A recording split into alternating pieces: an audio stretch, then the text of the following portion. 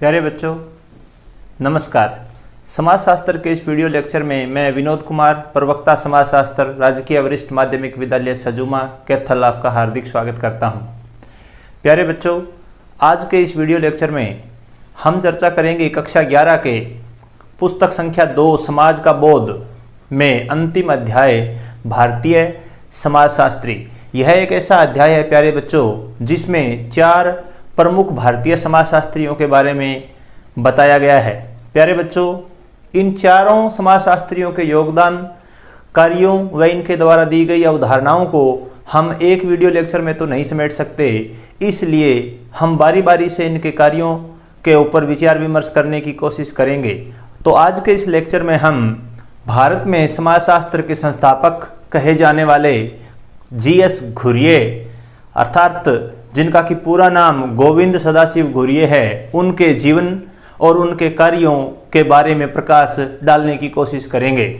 जैसा कि आप मेरे पीछे बोर्ड पे लिखा हुआ देख पा रहे हैं, आज का हमारा उपविषय है गोविंद सदाशिव घुरिये व उनके कार्य। प्यारे बच्चों, यदि हम उनके जीवन परिचय की बात करें तो जीएस घुरिये का जो जन्म है वो 12 दिसंबर 1893 को मालवान पश्चिमी भारत के कोंकण तटीय प्रदेश के कस्बे में हुआ। तो पश्चिमी तट के ऊपर जो कोंकण क्षेत्र है वहाँ मालवान के एक कस्बे में 12 दिसंबर 1893 को उनका जन्म हुआ और शिक्षा के लिए 1913 में उन्होंने मुंबई के प्रतिष्ठित एल्फिंस्टन कॉलेज में प्रवेश लिया और आगे चल करके वहाँ से स्नातक संस्कृत ऑनर्स में किया, एमए संस्कृत में और अंग्रेजी साहित्य में एमए की उपाधि भी उन्होंने प्राप्त की। 1919 में समाजशास्त्र में प्रशिक्षण के लिए उन्हें विदेश में अध्ययन के लिए छात्रवृत्ति मिली और वे प्रतिष्ठित लंदन स्कूल ऑफ इकोनॉमिक्स जो है एक बहुत ही प्रतिष्ठित संस्थान है प्यारे बच्चों, उसमें इन्होंने एलटी हाब हाउस के द्वारा शिक्षा प्राप्त की। एलटी हाब हाउस जो है वो समाजशास्त्र के एक बहुत बड़े विद्वान माने गए हैं। उनके नेतृत्व में गोविंद सदाशिव घुरिये ने अपने अध्ययन को लंदन स्कूल ऑफ इकोनॉमिक्स में जारी रखा। 1923 में उनका पीएचडी का शोध पत्र कैम्ब्रिज में प्रकाशन के लिए गया और उस शोध पत्र का नाम था caste and race in India, Bharat में जाति और प्रजाति। प्यारे बच्चों, जीएस घुरिये के कार्यों को सिर्फ इतनी दूर में ही हम नहीं समेट पाएंगे।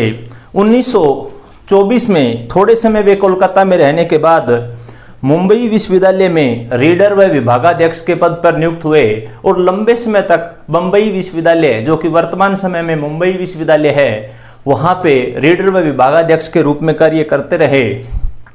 1936 में उन्होंने बॉम्बे यूनिवर्सिटी में पीएचडी उपाधि का पाठ्यक्रम शुरू किया, यानी कि समाजशास्त्र में किसी भी भारतीय विश्वविद्यालय में जो पीएचडी की डिग्री का जो शिक्षण है वो शुरू करने का श्रेय उनको जाता है। और किसी भी भारतीय विश्वविद्यालय के द्वारा समाजशास्त्र में जो पीएचडी की पहली उपाधि है वो जीएस घुरिये के नेतृत्व में श्री जीआर प्रधान को प्राप्त हुई थी। तो जीएस घुरिये के निर्देशन में पहली समाजशास्त्रीय पीएचडी की उपाधि भारतीय विश्वविद्यालय के द्वारा दी गई। 1951 में जीएस घुरिये ने इंडियन सोशियोलॉजिकल काउंसिल की स्थापना की। भारतीय समाजशास्त्र सोसाइटी की इन्होंने स्थापना की, वो इसके संस्थापक अध्यक्ष भी बने। तो ये एक बड़ा सवाल है, कई बार अध्याय के महत्वपूर्ण बिंदुओं के आधार पर यह प्रश्न कई बार बोर्ड के प्रश्न पत्रों में आ जाता है। इसका ईयर पूछ लिया जाता है, कई बार सन पूछ लिया जाता है कि भारतीय सोशियोलॉजिकल सोसाइटी है उसकी स्थापना है वो कब की गई थी, 1951 में आपने बताना है। इसके अतिरिक्त कई बार ये भी प्रश्न पूछ लिया जाता है कि भारतीय समाजशास्त्रीय जो परिषद है उसकी स्थापना का श्रेय है वो किसे दिया जाता है, तो जीएस घुरिये को दिया जाता है। और या यूं कह सकते हैं कि उसके जो प्रथम अध्यक्ष थे वो कौन थे। तो 1951 में उन्होंने इंडियन सोशियोलॉजिकल सोसाइटी या इंडियन सोशियोलॉजिकल काउंसिल की स्थापना की और वो इसके पहले संस्थापक अध्यक्ष भी बने। इसके अतिरिक्त 1952 में, ये भी बड़ा महत्वपूर्ण बिंदु है जो मैं बता रहा हूँ, उनके महत्वपूर्ण योगदानों में से एक है सोशियोलॉजिकल बुलेटिन। ये समाजशास्त्रीय क्षेत्र में, समाजशास्त्र के विषय क्षेत्र में भारत का सबसे प्राचीन और प्रथम जो है वो बुलेटिन समाचार पत्र कहें या इसको पत्र कहें, ये एक शैक्षणिक जर्नल भी इसको हम कह सकते हैं। सोशियोलॉजिकल बुलेटिन 1952 में उन्होंने उसका प्रकाशन है वो आरंभ करवाया। तो ये उनके जीवन की कुछ महत्वपूर्ण घटनाएं थी। मैं थोड़ा सा एक बार इन पे फिर से पुनरावृत्ति के लिए जाता हूँ। तो जन्म है, जन्म को मैं अंडरलाइन कर रहा हूँ, 12 दिसंबर 1893, मालवान पश्चिमी तटीय भारत के जो कोंकण का जो क्षेत्र है वहाँ पे, और एल्फिंस्टन कॉलेज मुंबई में उनका जो है वो प्रवेश 1913 में। 1919 वैसे भी भारतीय समाज शास्त्र के लिए एक महत्वपूर्ण वर्ष है, क्योंकि पैट्रिक गेट्स जो थे उन्होंने 1919 में समाजशास्त्र का कहीं न कहीं भारत में ये जो है वो वर्ष बड़ा महत्वपूर्ण है, उन्होंने यहाँ शुभारंभ किया था। तो 1919 में यदि हम जीएस घुरिये की बात करें तो समाजशास्त्र में प्रशिक्षण के लिए विदेश में उनको छात्रवृत्ति मिली थी, और लंदन स्कूल ऑफ इकोनॉमिक्स में वो एलटी हाब हाउस के द्वारा पढ़ाए गए। एलटी हाब हाउस मैं पुनः बता देता हूँ, ये विख्यात समाजशास्त्री हैं एलटी हाब हाउस, और उनका जो शोध पत्र था, शोध पत्र का शीर्षक था caste and race in India, Bharat में जाति और प्रजाति। ये बड़ा महत्वपूर्ण प्रश्न बन सकता है, कई बार पूछ सकते हैं कि जीएस घुरिये के जो शोध पत्र का शीर्षक क्या था, caste and race in India. और पीएचडी शोध पत्र पर कैम्ब्रिज यूनिवर्सिटी जो प्रेस है वहाँ उसको जो पब्लिकेशन हुआ, और ये पुस्तकों की एक श्रृंखला के रूप में इनका पब्लिकेशन हुआ। इसके अतिरिक्त 1924 में उन्होंने जो है वो मुंबई यूनिवर्सिटी में रीडर और विभागाध्यक्ष का पद संभाला था। 1936 में पीएचडी का अध्यापन प्रारंभ किया था, और जीआर प्रधान को इनके निर्देशन में पहली पीएचडी उपाधि दी गई थी। 1951 में भारतीय सोशियोलॉजिकल काउंसिल की इन्होंने स्थापना की थी। 1952 में इन्होंने सोशियोलॉजिकल बुलेटिन का प्रकाशन प्रारंभ किया था। ये उनके महत्वपूर्ण कार्यों के ऊपर एक यूं कहें कि पुनरावृत्ति है एक किस्म से। और थोड़ा सा मैं बच्चों को और भी बता देता हूं कि इन्हें जो है वो भारत में समाजशास्त्र का जनक कहा जाता है। भारत में समाजशास्त्र का जनक इनको कहा जाता है, क्यों भारत के अंदर समाजशास्त्र का जो विषय है उसको ठोस आकार देने वाले जो विद्वान थे तो वो जीएस घुरिये थे, गोविंद सदाशिव घुरिये थे। इनको आप भारत का काम्टे भी कह सकते हैं। जिस प्रकार से काम्टे ने वैश्विक स्तर पे समाजशास्त्र को पहचान दिलाने के लिए कार्य किए, और इसलिए उनको समाजशास्त्र का जनक कहा जाता है। इसलिए भारत में समाजशास्त्र का जनक है वो जीएस घुरिये को कहा जाता है। भारतीय काम्टे भी आप उनको कह सकते हैं। तो ये उनके जीवन की कुछ महत्वपूर्ण जो घटनाएं थी, इनसे संबंधित कई बार प्रश्न है वो पूछ लिए जाते हैं। और अब निधन की यदि मैं बात करूं तो 90 वर्ष की उम्र में 1983 में जीएस घुरिये का निधन हो गया। यदि हम उनके कार्यों की बात करते हैं, ये उनके जीवन परिचय की हमने बात की, उनके जीवन परिचय के बारे में जो कुछ महत्वपूर्ण बिंदु मैंने आपको बताए, और कुछ महत्वपूर्ण बिंदु मैंने नीचे रेखांकित भी कर दिए हैं, अंडरलाइन कर दिए हैं। तो थोड़े से इसको आप वीडियो को पॉज करके इनको नोट कर सकते हैं छात्र। और कार्यों की यदि मैं बात करूं तो इनका जो मुख्य जो कार्य है वो जाति और प्रजाति पर है। जैसा कि आप देख रहे हैं कि जाति और प्रजाति पे जो अध्ययन था वो इनका बड़ा महत्वपूर्ण और पसंदीदा विषय रहा था, और इसी कारण इन्होंने जाति और प्रजाति पर अपनी जो पीएचडी की उपाधि थी उसका शोध पत्र भी इसी टाइटल के ऊपर, इसी शीर्षक पे इन्होंने लिखा। तो बहुत ही ज़्यादा इन्होंने काम किया है जाति और प्रजाति पे। जाति की परिभाषा इन्होंने दी है, प्रजाति की परिभाषा दी है। बहुत से बच्चे कई बार क्या हो जाता है कि उनको ये दुविधा हो जाती है, वो जाति और प्रजाति को एक ही मान बैठते हैं। वस्तुतः विभिन्न समाजशास्त्री जो है वो इनको अलग अलग मानते हैं। प्रजाति का अर्थ नस्ल से है, और जाति का अर्थ जो सामान्य रूप में जैसा कि हम प्रयोग करते हैं। प्रजाति में यदि हम बात करें तो उसके शरीर में चेहरे की बनावट, खोपड़ी का आकार, नासिका का आकार, और उसका जो उद्गम है जहाँ से, ये जो प्रजाति जो है वो एक रक्त की शुद्धता पर आधारित एक समूह जिसको मानते हैं। और जाति, बहुत से विद्वान हालांकि ये कहते हैं कि जाति और प्रजाति जो है उसमें बड़ा ही कम भेद है। बहुत से विद्वान यह भी मानते हैं कि जाति का जो उद्गम है वो प्रजाति से हुआ है। क्यों? क्योंकि जाति भी रक्त की शुद्धता पे बहुत अधिक बल देती है, और इसमें अंतर विवाह का जो प्रचलन है वो भी पाया जाता है। तो जाति और प्रजाति के ऊपर उनका बहुत बड़ा कार्य था। इसके अतिरिक्त उनके कार्यों में उन्होंने जनजाति पे बड़ा काम किया है। तो जनजाति का जो अध्ययन है वो उन्होंने बड़ी भारत की कई जनजातियों का अध्ययन किया। और जो जीएस घुरिये है उन्होंने जनजाति को पिछड़े हिंदू कह करके संबोधित किए हैं। जब आमतौर पे जनजाति शब्द हमारे जहन में आता है तो हम उनको ये मान लेते हैं कि उनकी जो जीवन धारा है और जो उनका जो सामाजिक ताना बाना है वो मुख्य धारा से हम उनको अलग मान लेते हैं। लेकिन गोविंद सदाशिव घुरिये जो है वो इसको एक अलग नहीं मान करके वो उनको एक हिंदू समाज और हिंदू जातियों का एक हिस्सा मानते हैं और इसके लिए उन्होंने उनको एक विशेष नाम दिया है। तो जो जनजाति को जो नाम दिया है उन्होंने पिछड़े हिंदू शब्द का उनके लिए प्रयोग किया है जनजातियों के लिए। तो जो शेड्यूल्ड ट्राइब्स के जो लोग हैं उनको इन्होंने पिछड़े हिंदू कहा है। तो ये जो कहते हैं तो जनजाति पे भी इनका काम है, वो जनजातियों को अलग नहीं मानते, भारतीय मुख्य जातियों का एक हिस्सा मानते हैं और उनको उन्होंने पिछड़े हिंदू नाम से भी पुकारा है। इसके अतिरिक्त उनका जो काम है वो नातेदारी पर काम है। तो प्यारे बच्चों, जैसे कि अभी आप समाजशास्त्र के बिल्कुल परिचय अवस्था में है, क्योंकि आपका समाजशास्त्र में ये प्रथम वर्ष है, जैसे जैसे आप आगे अध्ययन करोगे तो इस विषय पर आपको और अधिक स्पष्टता आती जाएगी। तो नातेदारी जो होती है प्यारे बच्चों, वो संबंधों का एक विस्तार रूप होता है। ठीक है, नातेदारी या किनशिप जिसको हम कहते हैं is an extended form of relationship. रिश्तों का, संबंधों का एक विस्तार रूप है नातों का। जैसे कि नातेदारी परिवार में रिश्ते नाते होते हैं, एक दूसरे से जो पारिवारिक संबंध होते हैं, इसी तरीके से नातेदारी की एक पूरी व्यवस्था चली होती है। नातेदारी के ऊपर भी जीएस घुरिये ने बहुत काम किया है। इसके अतिरिक्त इन्होंने परिवार के ऊपर बड़ा काम किया है, परिवार की संस्था पे बहुत अधिक कार्य किया है।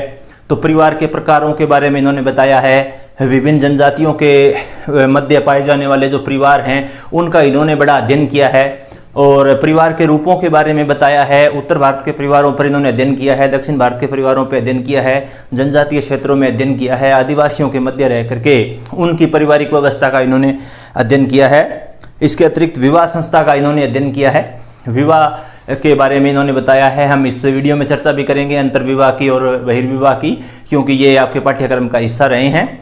और विवाह संस्था पे इन्होंने काम किया है। संस्कृति और सभ्यता के बारे में भी इन्होंने खुलकर अपने विचार रखे हैं। धर्म तथा संघर्ष, धर्म और संघर्ष, जो सामाजिक व्यवस्था में संघर्ष है, वो क्या धर्म कहीं न कहीं उसका कारण है या उसके निवारण का कारण है, इस विषय पर भी गोविंद सदाशिव घुरिये ने अपने विचार रखे हैं।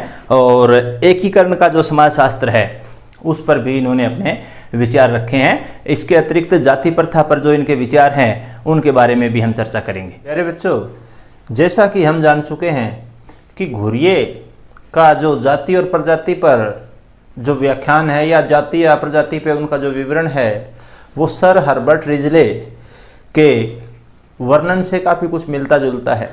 जैसा कि सर हर्बर्ट रिजले जो थे वो भारत को प्रजातियों की एक संग्रहालय या प्रयोगशाला के रूप में देखते थे, क्योंकि वो मानते थे कि प्रजातियों का वास्तविक अध्ययन भारत में ही हो सकता है।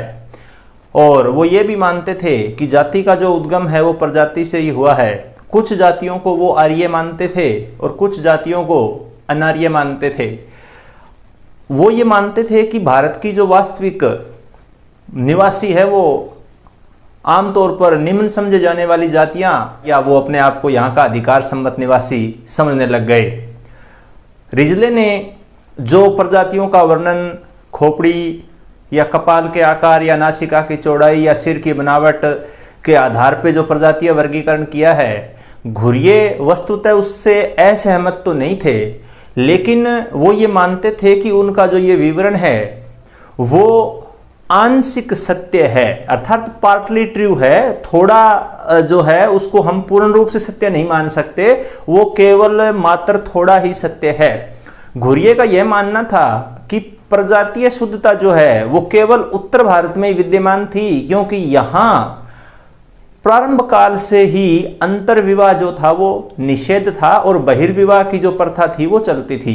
अंतर्विवाह निषेध होने की वजह से वहां पे प्रजातीय शुद्धता जो थी वो कायम थी। तो इस प्रकार से हम यूं कह सकते हैं कि हर्बर्ट रिजले के विचारों से जो जीएस घुरिये थे वो आंशिक रूप से सहमत थे और उनके कुछ विचारों को उन्होंने अपनाया। तो जब जाति की परिभाषा जीएस घुरिये देते हैं तो वो 6 आधार पे जाति का जो है वर्णन करते हैं कि 6 आधार पे हम यूं कह सकते हैं कि वो जाति की परिभाषा देते हैं। तो कई बार ये प्रश्न आ जाता है कि जीएस घुरिये के द्वारा जाति के जो कितने आधार है वो बताए गए हैं, तो 6 आधार है वो बताए गए हैं। तो सबसे पहला जो आधार है जिसके बारे में मैं अभी बात करने जा रहा हूं वो है समाज का खंडात्मक विभाजन। जो जाति है वो खंडात्मक विभाजन के आधार पर है। खंडात्मक विभाजन से उनका अभिप्राय ये था कि जाति में जो है वो विभिन्न प्रकार के समूह या उपसमूह या जिसको हम कहें कि खंड या उपखंड है, उनमें ये बंटी होती है। जैसे कि गोत्र के समूह हैं, या जैसे परिवार के समूह है, या और दूसरे प्रकार के समूह है। तो जीएस घुरिये का ये मानना था कि जाति जो है वो विभिन्न संस्करण उसके जो है वो खंडात्मक विभाजन है वो इसमें होता है। प्रत्येक जाति का एक खंड है, इसको मानते थे। वो ये मानते थे कि यह एक बंद व्यवस्था है। बंद व्यवस्था से कहने का अभिप्राय उनका यह था कि जो व्यक्ति है वो अपनी जाति को परिवर्तित कर नहीं सकता, अर्थात वो जिस जाति में जन्म लेता है उसी जाति में उसकी मृत्यु होती है, और एक विशिष्ट जाति के बच्चे जो है वो उसी जाति पे भी रहेंगे, और उनका निर्धारण जन्म से होता है। जन्म से इस बात का निर्धारण होता है कि उसकी जो जाति है वो तथाकथित उच्च जाति है या निम्न जाति है। तो इस प्रकार से जो जाति है वो घुरिये के अनुसार एक खंडात्मक विभाजन है। उसके विभिन्न खंड हैं, जैसे गोत्र है या उसमें ये भी है। इसके बाद दूसरा जो उन्होंने कहा वो कहा कि यह सोपानिक विभाजन पर आधारित होती है। सोपानिक विभाजन मतलब हायरकियल डिवीजन जो है उसका ये होता है। हायरकियल डिवीजन का मतलब हम जिसको कह सकते हैं कि जैसे सीडी की कोई व्यवस्था है कि कोई जो जाति है उसमें उसका जो सोपान है वो उच्च होता है, और किसी भी जाति का जो सोपान है उसमें निम्न होता है। या उससे जैसे हम प्राचीन काल के अंदर यदि हम वर्ण व्यवस्था की हम बात करें तो जो 4 वर्ण में जैसे सबसे पहले जो था वो ब्राह्मण, उसके बाद क्षत्रिय, फिर वैश्य और जैसे शूद्र। तो ये प्राचीन समय में भी वो स्तर की बात करते हैं और सोपान की बात करते हैं। और जातियों में ये जो सोपानिक विभाजन है वो ज्यों का त्यों रहा है। कुछ जातियां तथाकथित निम्न जातियां मानी गई, कुछ जातियां तथाकथित उच्च जातियां मानी गई। हालांकि वैज्ञानिक आधार पर यदि हम बात करें तो न कोई जाति है वो उच्च है, न कोई जाति है वो निम्न है। लेकिन समाजशास्त्रीय आधार पर और जब समाज में रहते हैं इस प्रकार की असमानताओं को यदि महसूस करते हैं तो हम ये कह सकते हैं कि जातियों में एक प्रकार का सोपानिक विभाजन है पाया जाता है। जीएस घुरिये भी ऐसा मानते थे कि जातियां जो है वो सोपानिक विभाजन पर आधारित है। कुछ जातियां तथाकथित निम्न जातियां होती है, कुछ जातियां तथाकथित उच्च जातियां होती है, कुछ कर्मकार जातियां होती है।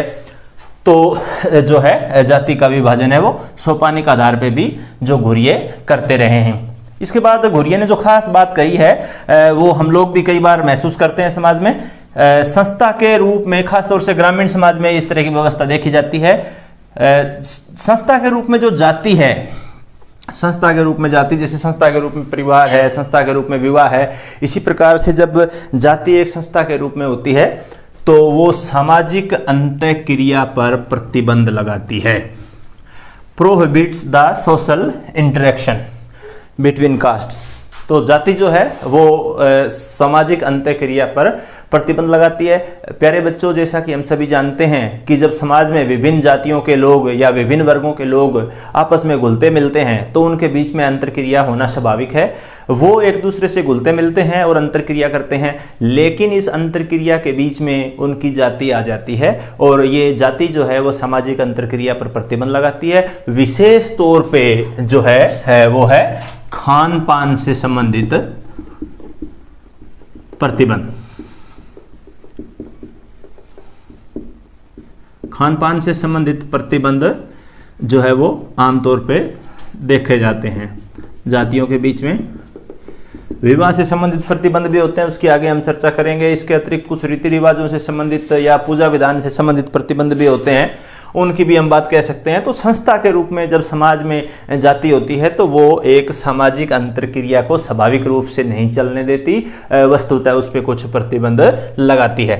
तो जो मैंने आपको एग्जाम्पल दिया है खान पान से संबंधित, जैसे आपने सुना भी होगा या कई बार महसूस किया होगा कि तथाकथित उच्च जाति के जो लोग हैं वो निम्न जाति के लोगों के साथ खान पान जो है वो करना अपने प्रतिष्ठा के विरुद्ध समझते हैं। और कई बार उनके माँ बाप भी ये बच्चों को कहते हैं कि अमुक व्यक्ति जो है वो निम्न जाति का है तो उसके साथ उठना बैठना है वो उनका बड़ा सीमित मात्रा में होता है। तो ये अध्ययन के आधार पे डॉक्टर जीएस गुरिये ने महसूस किया और उन्होंने अपनी परिभाषा में भी इसको बताया। इसके बाद ये कहते हैं कि विभिन्न अधिकार और कर्तव्य तय करती है।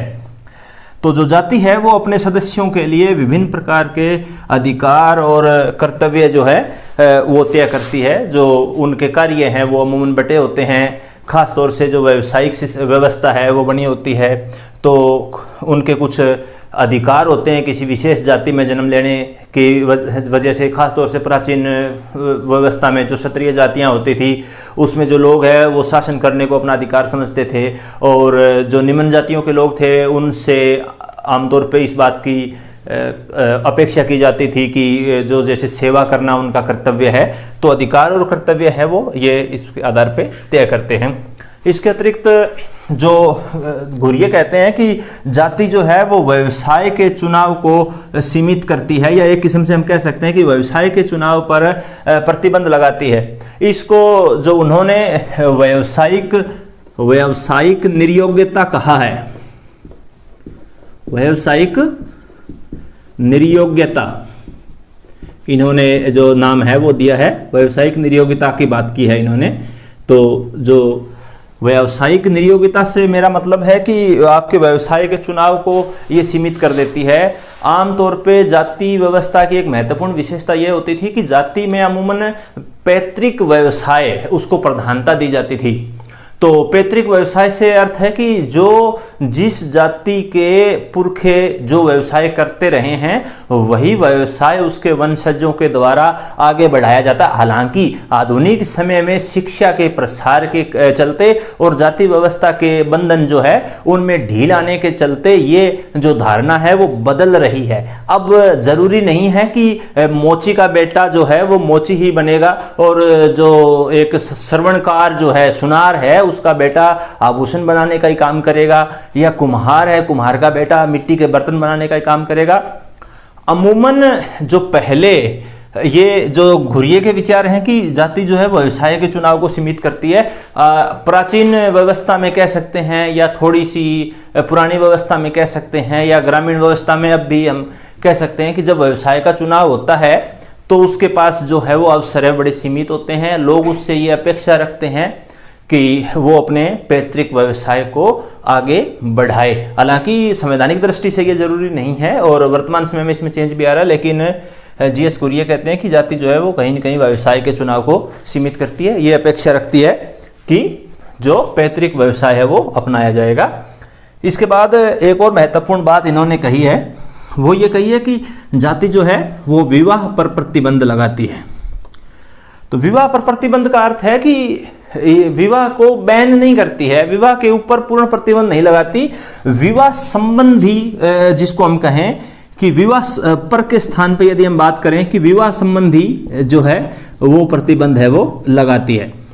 तो विवाह संबंधी प्रतिबंध लगाने का अर्थ है कि जाति जो है वो अपनी ही जाति में जो विवाह है उसको प्राथमिकता देती है।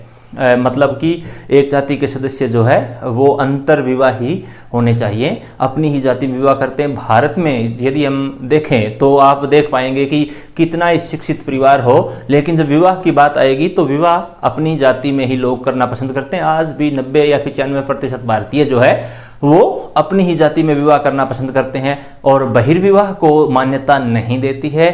जाति इस प्रकार से एक अंतर्विवाही समूह है जो अपने सदस्यों के मध्य ही विवाह को स्वीकृत करती है, और जब अंतर्जातीय विवाह होता है तो समाज उसको घृणा की दृष्टि से या हीन दृष्टि से देखता है, उसकी सामाजिक स्वीकारोक्ति है वो उतनी नहीं होती। लेकिन जाति एक दूसरे रूप में यदि हम बात करें तो जो गोत्र के रूप में यदि हम लें जाति का जो बिल्कुल एक और छोटा पार्ट है, तो जो गोत्र जो है वो एक बहिर्विवाही समूह है, लोग अपने गोत्र में विवाह नहीं कर सकते।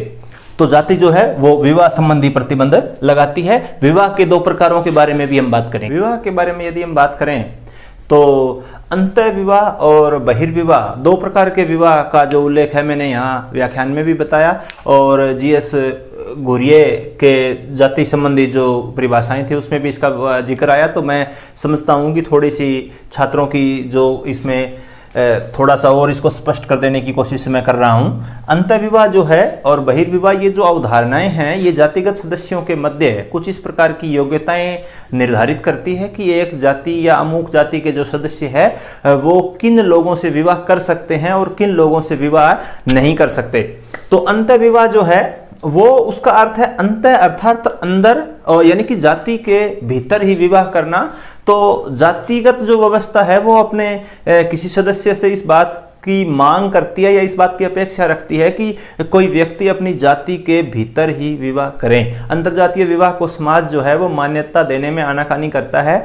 और बहिर्विवाह की यदि हम बात करें तो बहिर्विवाह का अर्थ है कि अपनी कुल गोत्र या जाति से बाहर विवाह, वो होता है बहिर्विवाह।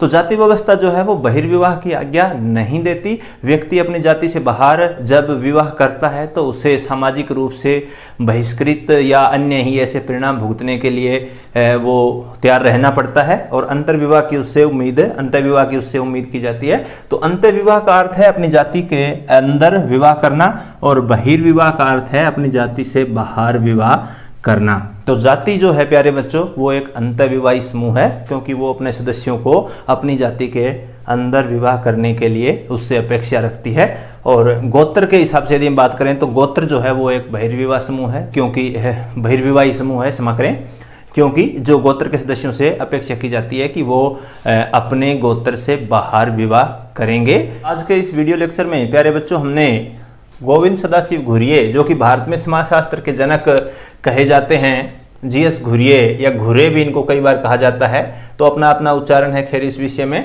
उनके जीवन परिचय, उनके द्वारा किए गए महत्वपूर्ण कार्य, उनकी प्रसिद्ध शोध पत्र की कृति और उनके द्वारा जाति और प्रजाति के बारे में रखे गए विचारों के बारे में इस वीडियो लेक्चर में विचार विमर्श किया। उम्मीद करते हैं आज का वीडियो लेक्चर आपके लिए लाभदायी होगा व आपको पसंद आया होगा। धन्यवाद।